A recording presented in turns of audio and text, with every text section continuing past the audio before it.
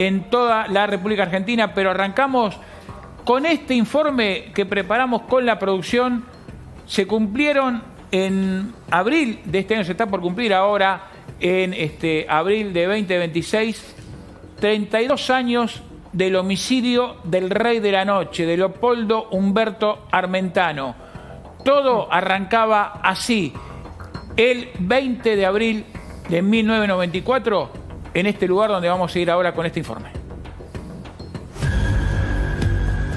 La noche que lo mataron, Leopoldo Humberto Armentano, Poli Armentano para los que lo conocían en el ambiente de la noche porteña, vino hasta acá, hasta Posadas y Carlos Pellegrini, al restaurante El Mirasol. Acá se encontró con Guillermo Esteban Coppola, con Ramón Rosa Hernández, por entonces secretario privado de Carlos Menem, presidente de la Nación, y con otros comensales. La charla en la cena transcurrió, según el mozo del maitre de restaurante, cuando declararon ante la justicia, con total normalidad, sin episodios de violencia ni tampoco discusiones. Cerca de la 1:30, 2 de la mañana, Armentano se retiró del Mirasol con total normalidad. Coppola lo acompañó. Fueron desde aquí, desde este restaurante en la Recoba de Posadas, hasta Trumps. Bulnes, casi esquina Avenida Libertador. Acá funcionaba el boliche Trumps. El 20 de abril, cerca de las 2:15, 2:30 de la mañana, a este lugar llegaban juntos Leopoldo Poli Armentano y Guillermo Esteban Coppola. Este fue el primer boliche que abrió Poli Armentano, el lugar que lo convirtió en el Rey de la Noche en la época de la pizza con champán durante la presidencia de Carlos Menem. Poli Armentano no lo sabía, pero cuando salió de acá de Trumps, un asesino lo estaba acechando cerca de su casa, ahí en la calle de María, en Palermo. Cerca de las 4:30 de la mañana, Poli Armentano llegó al estacionamiento del ACA de Godoy Cruz y de María. Acá, en la cochera 29, Poli Armentano estacionó su BMW color Bordeaux, bajó por las escaleras desde el segundo piso, salió por esta puerta y se dirigió hacia la calle de María. A una cuadra estaba su departamento.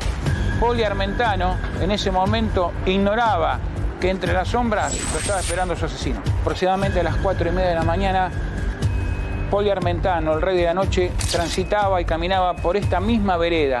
Al llegar a esta altura de la calle de María, fue atacado por sorpresa por el sicario que lo acechaba entre la oscuridad de la noche. No había mucha iluminación. Aparentemente el autor del ataque sorprendió a Poli Armentano, lo habría llamado por su nombre y sin mediar palabra le disparó un balazo en la cabeza. Poli Armentano no tuvo posibilidad de defenderse. A pesar del balazo en la cabeza, Armentano, el Rey de la Noche, siguió caminando, ensangrentado, con una profusa hemorragia, con sangre que le salía del ojo. Él quería llegar a su casa en De María 4617. En el trayecto dejó un reguero de sangre por toda la cuadra de María hasta Sinclair. Tan profusa fue la hemorragia que tuvo, provocada por la herida del balazo que le habían disparado en la cabeza, que parte de la sangre quedó en el techo de un Renault 12 color celeste metalizado que estaba estacionado a esta altura. Ensangrentado, sin posibilidad de poder ver dónde estaba, Poli Armentano llegó hasta la casa en la que vivía en De María 4719, cruzó la calle Sinclair y llegó hasta la puerta de su edificio.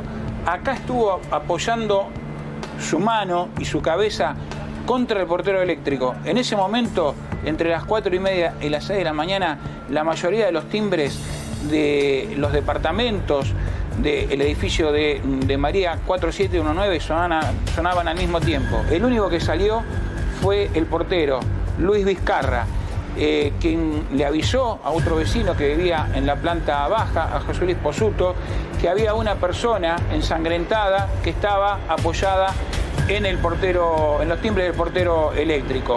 Otro detalle no menor, en ese momento no reconocieron de inmediato a Poli Armentano. Tuvieron que acercarse a esta persona para comprobar que efectivamente quien estaba apoyado en el portero eléctrico era el inquilino del departamento noveno C. En ese momento, Luis Vizcarra, al reconocerlo, sí, ya más cerca, abrió la puerta y Poli Armentano ingresó en el lobby del edificio por esta puerta.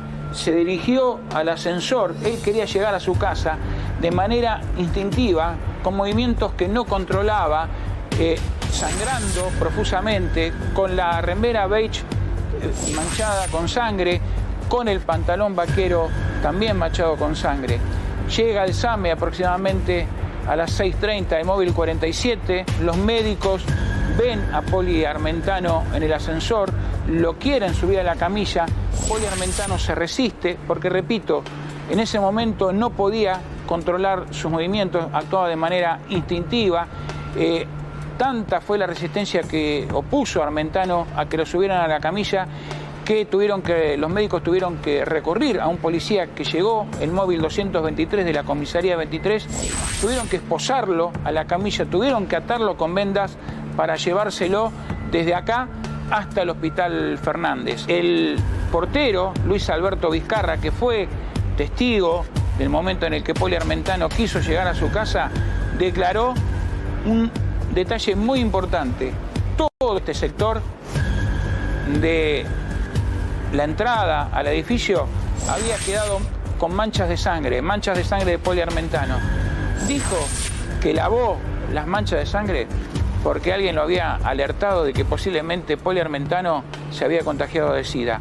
Nunca se pudo saber si efectivamente esa fue una excusa cierta o un motivo, una explicación pueril que dio el portero para borrar una prueba clave en la investigación del homicidio del Rey de la Noche. Cerca de las 6:45, 7 de la mañana, una ambulancia del SAME irrumpe con toda celeridad por la puerta de guardia del Hospital Juan Antonio Fernández. Armentano fue atendido en este hospital, estuvo internado en la sala de terapia intensiva, pero falleció el 22 de abril de 1994 a las 16:15. En ese momento, el jefe de la sala de terapia intensiva del Hospital Fernández decretó la hora de la muerte, justamente en el hospital que está a menos de 100 metros del boliche que lo convirtió en el Rey de la Noche porteña, en Trumps.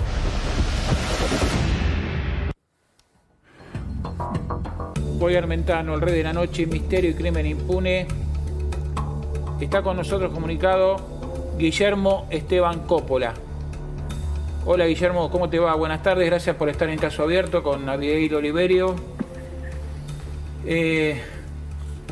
Estuviste acusado en este caso después de 32 años. ¿Cómo ves en perspectiva todo lo que pasó esa noche del 20 de abril de 1994? ¿Cómo te va? Gustavo, buenas tardes a todos. Sí, nada se pudo aclarar después de tantos años, ¿no? Hablas de 32 años. Sí, realmente estuve imputado por el magistrado que entendió en la causa. ¿Vos te referís a Francisco Miguel Ángel Trovato? Correcto. Magistrado particular. Por ahí le gustaba la foto, la trascendencia, las revistas. Recuerdo que cuando iba a declarar siempre estuve a derecho, siempre que me llamaron, desde el primer minuto que sucedió el hecho. Recuerdo que habíamos estado efectivamente en una cena en el Mirasol. Después nos fuimos a Trumps. Era el living de la casa de muchos, porque Poli así te hacía sentir, donde nos encontrábamos amigos del fútbol, de la vida. Yo lo había invitado, jugaba la selección argentina, inauguraban el estadio en Salta, y él me gambeteó y se fue. Yo pensé que estaba en su oficina y se fue. Había llamado a una mujer también, ¿no? Rosana Guerra, creo, para encontrarse esa noche con ella. Eso no lo sé. No recuerdo.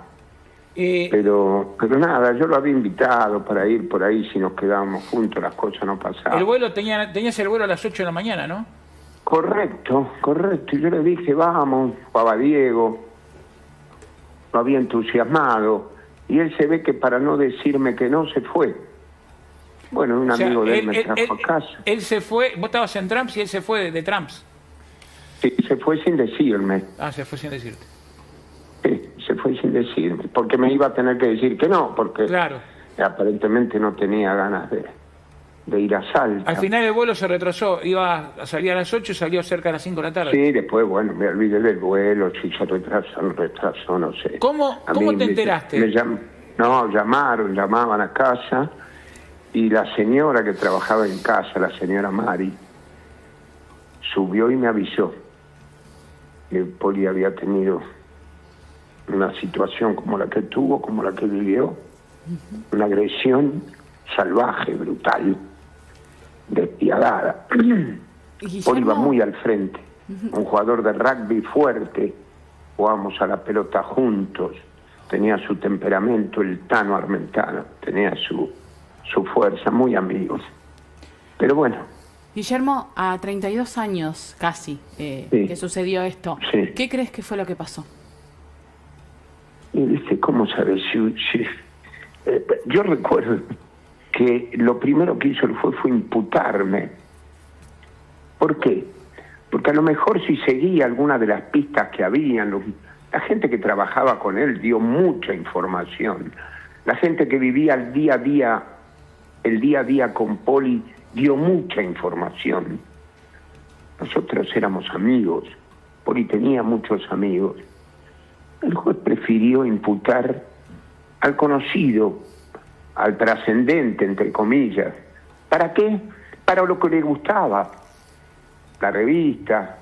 Yo recuerdo que iba a declarar y él se pintaba sus cejas o se arreglaba sus cejas, su maquillaje para salir en cámara. Sí, te voy a contar una infidencia. Sí, vos lo sabés más, Gustavo. Yo sí, lo hago. Guillermo, te voy a contar una infidencia. Una vez este magistrado, y acá hay dos abogados penalistas que van a dar fe si es algo o no habitual, a través de su secretario su secretario privado, no el secretario que estaba llevando la causa. El secretario que llevaba la causa era el doctor Quiñones. A través de su secretario privado convocó a los medios de prensa para que vayan al allanamiento que se hizo en Trumps y que se hizo en el Cielo. Les gustaban evidentemente, como marcás vos, las cámaras, ¿no? Sí, recuerdo haber Gustavo, ayúdame, sí, o los doctores que están presentes. Recuerdo que había hecho un operativo, un allanamiento, no sé, en una discoteca, no sé si era Hipopótamos, porque él que le gustaba eso, se lo vinculaba con una vedette, con una actriz, y él le gustaba eso. Lo recuerdo, él vivía en la calle Quintana, y lo recuerdo en una escalera, apoyado en la escalera, vestido de smoking, hablando del caso, ¿no es cierto?, en la revista Caras. O sea, a mí me dolía porque había elementos, tengo entendido, la justicia lo sabe, nombraste al secretario, que era gente que nada, el fiscal, él solo me imputó, él solo me acusó. Yo entiendo porque le servía, no tenía un elemento, no tenía nada. ¿Vos conocías, para hacerlo, pero bueno. Vos estuviste con Armentano hasta prácticamente una hora antes de que le dispararan. Eran amigos, como decís vos. Una hora, 45 minutos, una hora y cuarto. Nada. Eran amigos, como decís. ¿Él te contaba algo? ¿Te contaba de sus miedos? ¿Te contaba de algo que le podía pasar? ¿Alguna amenaza? No. ¿Del problema que tuvo con Fabre? No, él estaba con una idea de los 3 boliches de la Costanera, de hacer un tren con una propia entrada. De eso se habló la noche en el Mirasol. De la pasarela que dijo el mozo. El mozo hablaba de que ustedes hablaban de una pasarela. Sí, pero no se discutió, no se peleó. Si de ahí nos fuimos al boliche, ¿qué pelea? Que estaban tan peleados y nos fuimos al boliche juntos. Pero él, a vos Nada. no te dijo que tenía miedo, de que debía plata, no. porque también lo que El se Tano dijo... tenía... No, Sí. pero la plata era lo de menos. No era, yo lo había ayudado para que él cumpliera su sueño. Él tenía del boliche que compitiera con yo, porque era un laburador, ¿eh? Estaba todos los días, por eso yo cuando los padres en un principio estaban conmigo, después por un tema de dinero, de interés, no sé por qué ellos decidieron ponerse en la otra vereda, o tal vez llevado por la investigación que estaba haciendo este muchacho, que creo que terminó preso después, Armentano. Trovato. Sí, creo que después terminó detenido. Tuvo que renunciar. Bueno, ¿no estuvo detenido él? Creo que sí. No por este caso. Estuvo prófugo en Brasil. 2 años preso, me dice acá el doctor Ferreiro. Sí. Por eso, 2 años por un placar, no sé qué cosa. Por el placar. Bueno, me tocó eso y lo viví, pero como les digo, cada vez que me llamaba y estaba yo. ¿Pero él no te confesó para nunca sus cortarlo. miedos? ¿Cómo? Perdón, Gustavo. ¿Sus miedos no te confesó nunca? Deudas, algún problema que tenga con alguien. No, viajábamos juntos, al exterior, a Punta del Este. Poli era un laburante, mi viejo, era un laburante, que cumplió su sueño con el cielo, compitiendo con New York City, una mítica discoteca. Él quería eso, quería la City, y soñaba con eso. Y ahí lo ayudé, pero lo ayudé a mí. La gente que la plata, porque me debía plata, por favor. Con él, en vida, hubiese cobrado. De esta forma nunca pude hacerlo. Guillermo, ¿tuviste en algún momento alguna sospecha de quién pudo haberle hecho algo? La podrían haber tenido los que investigaban, porque tenían elementos. ¿Cómo cuáles? Tenían una carta importante, que en el allanamiento se lleva. Dichos por las personas que con él trabajaban, que además eran amigos de Poli y querían que se sepa, querían que se llegue a aclarar. Pero él no, el juez optó por imputarme, hacerme aparecer en los días como imputado. A mí me dolió, no me preocupó, me dolió la situación, pero nunca supe, y lo que supe se lo trasladé al juez. Lo que sabía, lo que me habían dicho, lo que conocía al respecto, se lo hice saber al magistrado. Y después te pasó lo de Bernasconi también, 2 años después. Perdiste a tu amigo y después te pasó lo de Bernasconi. ¿No es cierto? Vos fijate, dos jueces profugados, detenidos, y yo siempre derecho. Es decir, Bernasconi se le ocurrió, no lo nombro, perdón, yo no lo nombro porque tiene hijos, y los hijos no tienen por qué sufrir por el apellido que llevan, por los delitos que cometió el padre. Lo de ese juez del Jarrón, ustedes saben más que yo, sí. cómo un juez Seguimos federal de la casos. nación puede inventar. ¿Se cortó? Se cortó el llamo. Se cortó. No es que lo que hiciste, no, se cortó. Si podemos retomar la comunicación para que cierre la idea a Guillermo Coppola, pero no queremos, vamos a ver. Se lo escuchaba Germán, muy emocionado. Estaba igual, emocionado. o sea, Sí, María Marta Nani, nuestra productora, que fue que se contactó con él, dijo que le movilizaba mucho el tema. Germán, Miguel Ángel, ¿qué piensan después de tanto tiempo que sigue impune el caso? ¿Por qué un hecho queda impune? ¿Por la negligencia de aquellos que lo investigan? Es un caso emblemático de la justicia argentina por 2 razones. Porque nunca se conocieron los autores o el autor del hecho, y tampoco se conoció el móvil que motivó el crimen. Este caso puntual de Armentano tuvo 2 elementos muy complejos, que son el narcotráfico, el poder político de las más altas esferas y el endeudamiento de Armentano que consta en la causa. Esos fueron los 3 factores y las 3 hipótesis. Dame un segundo, Germán, que está Guillermo Coppola para dar el cierre. Guillermo, te comunicamos nuevamente porque no queríamos que quede tu palabra, tu cierre inconcluso. No, ahí escuchaba que decían algunas conclusiones que sacaban. A mí me hubiese gustado que se llegara a encontrar al responsable, ¿no es cierto? Pero fue difícil. Nunca siguió, entiendo que nunca siguió ninguna de las pistas que le ofrecieron la gente que alrededor de Poli estaba. Es interesante lo que decís, y esto también lo estábamos viendo con Abigail Oliverio cuando ella te preguntaba qué pudo haber pasado, ¿no? Pero bueno, queremos que hagas un cierre. ¿Por qué pensás que esto no se terminó esclareciendo por la negligencia de aquellos que investigaron el caso, y el hecho de que estamos mostrando, se está viendo, tenés un televisor cerca, la causa pasó por 20 juzgados, un juez que no hizo nada o hizo mal las cosas, y después el hecho de que el juzgado estuviera vacante, fuera subrogado por distintos magistrados, también atentó contra la investigación, ¿no? Sí, ustedes entienden de esos temas. Yo lamentablemente digo, siempre lo dije, y se lo dije también a él, porque teniendo elementos, él tenía elementos como para buscar una pista que pudiera llevarlo a esclarecer el hecho. No lo hacía. A mí me hacía sentir muy mal cuando él se peinaba. Yo recuerdo, se miraba un espejo, se peinaba y me decía, espéreme que tengo la prensa esperando. Y él ahí iba a atender a la prensa con su peinadito.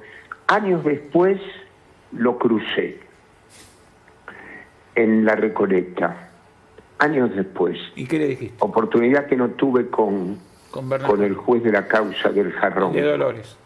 De Dolores, sí, una vergüenza. Pero igual creo en la justicia. Doctores, creo en la justicia, porque fue la justicia misma la que determinó que el ex magistrado de Dolores fuera detenido, su secretario, los policías, este juez, no por mi caso, ni por el caso Armentano, sino por otro caso, fuera detenido, o sea, fue la justicia misma. Pero digo, ellos imparten justicia. Guillermo, entonces decir, la posibilidad las tuvo de investigar, totalmente. Prefirió elegirme a mí. Guillermo, con estas palabras cerramos la entrevista. Gracias por haber compartido estos minutos. Al contrario, Gustavo, al contrario. Es un tema que le decía a la producción que realmente no me hace bien, pero sé de la manera que trabajan ustedes y por eso me presté a esta entrevista. Feliz año. Abrazo gigante. Felicidades. Acá vamos a compartir con Miguel Perrota, con Leonel Scafino y también con Germán Ferreiro. María Marta, te pido algunas imágenes que dimos como pantallazos, pero para que todo el mundo que está viendo ahora La Nación Más vea estas imágenes que no se mostraron nunca. Este es Gustavo Leanis. Gustavo Leanis fue uno de los acusados. La causa Coppola tuvo 9 imputados. Además la causa Armentano, además de Coppola, tuvo 9 imputados. Pasamos otras imágenes. Gustavo Leanis era alguien que estuvo condenado en Inglaterra por traficar 5 kilos de cocaína en paquetes de café. Lo sorprendieron en el aeropuerto de Heathrow, en Londres. Pasamos a otra imagen. Vamos a ver otra imagen de Leanis, pero con barba candado también. Diego Milano Corso, recuerdo que fue otro de los acusados. Si ustedes me preguntan a mí, creo que era el que más... Yo le hubiera puesto más ficha, Miguel, a Diego Milano Corso. Este es Leanis. Está conectado ahora, y antes de ir a la entrevista, María Marta, te pido la imagen del proyectil, porque la habíamos visto... como a modo de pantallazo, cuando la encontremos, con ese plomo calibre 38 o calibre .40. Estas son imágenes del expediente exclusivas de La Nación Más. Esta es la bala que sacaron del cráneo de Poli Armentano. Un solo balazo para terminar con la red de la noche. Abigail, y vamos a hablar ahora con Roberto Ávalo. Roberto Ávalo, Miguel, Leonel, Germán, fue psiquiatra de Poli Armentano. ¿Cómo le va, doctor? Buenas tardes, ¿cómo está? Gracias por estar con nosotros, por compartir. ¿Qué recuerda del caso Armentano? lo que se pueda dentro de lo que es el secreto profesional también, ¿no? ¿Cuáles eran sus temores? En alguna medida el secreto profesional puede ser extinguido con la muerte del paciente. Pero fue algo muy doloroso, porque yo veo como estaba tranquilo, estaba realmente muy mal Guillermo recién. Recuerdo mucho y tuve bastante que ver con la investigación de lo que pasó. Tuvimos ahí ya la situación de tener un juez de instrucción Ahí está el punto. bastante bizarro. Y, vamos, yo tuve 2 entrevistas. Primero, apenas se produjo el hecho, me puse a disposición. Primero, del cuerpo médico del Hospital Fernández para hacer terapia de forma de terapia que se hace a los pacientes en un grado inicial de coma. Después, con la comisaría que está frente al botánico. La 23. Sí, y luego con el juez de la causa. Porque de alguna medida yo era como la memoria de Poli, que tenía tres veces por semana revistas conmigo. Bueno, cuestión que cuando tuve las entrevistas con el juez, estaba algo alertado respecto a las características del juez. Y bueno, cuando salí fue que le dije a Guillermo, ponete el cinturón de seguridad que va por vos. Claro. El juez me había confesado incluso, me había contado que había hablado con Dios y con el diablo. O sea que no tenía bueno. que quiera respecto a esto, ¿no? Bueno, luego de esto ocurrió un episodio. Teníamos llamadas de teléfono Copra y yo con la música del gol. Bueno, y Guillermo me dice que alguien la estaba buscando, le había llamado varias veces, que tenía información respecto a la muerte de Armentano. Doctor, le pregunto concretamente, ¿cuáles eran los temores que le confesó, si se puede saber, Leopoldo Humberto Armentano? El temor que tenía Armentano, que estaba en un momento de gran éxito en su actividad comercial, era que textualmente, en la última sesión, que fue esa noche antes del balazo frente al fuego en mi casa, era que lo quisieran complicar en el tema drogas, es lo que alguien le pusiera textualmente 2 kilos de cocaína en el baúl del auto y lo complicara. Ese era el temor de él. No expresaba ningún tipo de temor ligado a poder ser atacado. Roberto, con la información que vos tenías a través del análisis que hacías de Armentano, ¿creías que lo que ofreciste a la causa podía de alguna forma vislumbrar qué pasó con él, quién fue el responsable, por qué le hicieron lo que le hicieron? Bueno, es lo que estaba contando. Que alguien llamaba a Coppola para decir que tenía información. Coppola me dice, ¿qué hacemos? Le digo, mira, avísale al jefe de homicidio y también reuniste con un grupo de amigos y nos encontramos en un lugar público a hablar con él. Y nosotros era un sujeto que, por una característica particular de su discurso, me di cuenta que lo que decía era verdad. Había sido encontrado en una esquina esperando un colectivo en la noche por 2 personas que, digamos, que lo llevaron en el auto y que en el camino iban diciendo algo que era poli, pilu, poli. Como él lo vio que estaban con un auto costoso, les preguntó en qué andaban estos 2 sujetos. Estos 2 sujetos eran 2 ex penitenciarios de Córdoba. Ahí está. Roberto, se escucha muy mal lamentablemente la comunicación, pero nos diste, la pregunta de Avi fue clave. Guillermo Coppola y vos se reunieron con alguien que les dio la pista que apuntaba a 2 penitenciarios de Córdoba que podían haber estado detrás del homicidio de Leopoldo Humberto Armentano.